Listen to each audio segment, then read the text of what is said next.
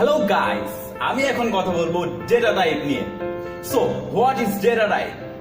Data type হচ্ছে আমরা কম্পিউটারে প্রোগ্রামিং করার সময় যে ইনপুট গুলো দেই, এই ইনপুটের উপরে ডিপেন্ড করে আমার ডেটা টাইপ ভাগ করা হয়।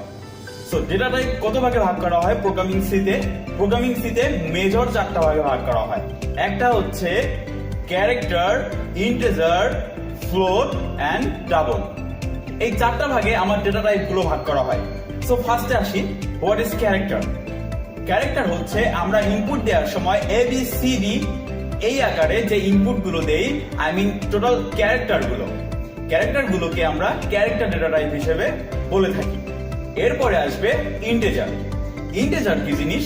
ইন্টিজার হচ্ছে আমরা ইনপুট দেওয়ার সময় 1 2 3 4 5 যে ডেসিমাল ইন্টিজার গুলো ইনপুট দেই, এইগুলোকে আমরা ইন্টিজার বলবো। সো খুব ভালোভাবে ক্লিয়ার হওয়া দরকার ক্যারেক্টার কি জিনিস, ইন্টিজার কি জিনিস, ফ্লোট কি জিনিস আর ডাবল কি জিনিস।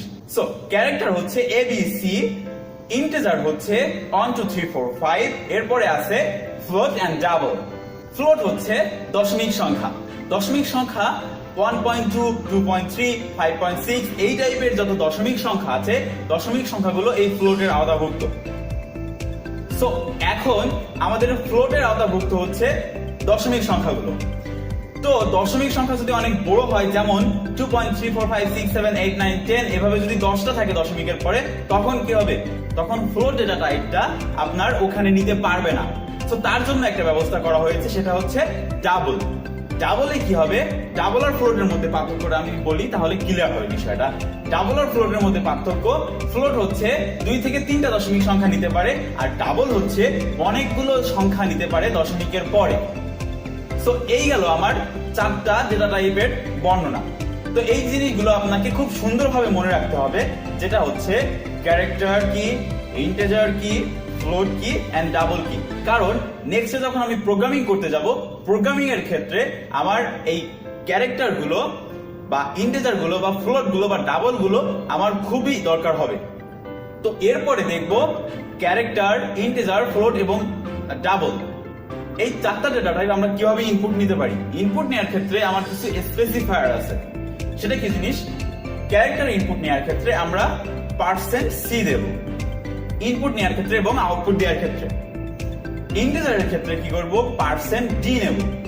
ক্যারেক্টারের ক্ষেত্রে C নিলাম, ইন্টিজারের ক্ষেত্রে নিশ্চয়ই I নেওয়া উচিত, কিন্তু না, ইন্টিজারটা হচ্ছে ডেসিমাল ইন্টিজার। সো %D দিয়ে আমরা ডেসিমাল ইন্টিজার কে নেব। সো ইন্টিজারের ক্ষেত্রে %D হবে। এরপরে আছে ফ্লোট। ফ্লোটের ক্ষেত্রে আমরা সহজেই %F দিয়ে দেব, এবং ডাবলের ক্ষেত্রে আমরা কি দেব? ডাবলটা হচ্ছে লং ফ্লোট, তাই আমরা LF দেব, %LF। সো এই 4টা ক্যারেক্টার আমাকে ভালোভাবে মনে রাখতে হবে। একটা %C, একটা %D, একটা ফ্লোটের ক্ষেত্রে %F এন্ড ডাবলের ক্ষেত্রে %LF। সো এই 4টা জিনিস মনে যদি রাখতে পারেন, তাহলে আপনার নেক্সটে প্রোগ্রাম করা খুবই সহজ হবে। তো আমি এখন সাইন আপ করছি রনি। So সববারের মতো, if you like my channel, then subscribe it and don't forget to click the bell icon for next update. Tata, bye.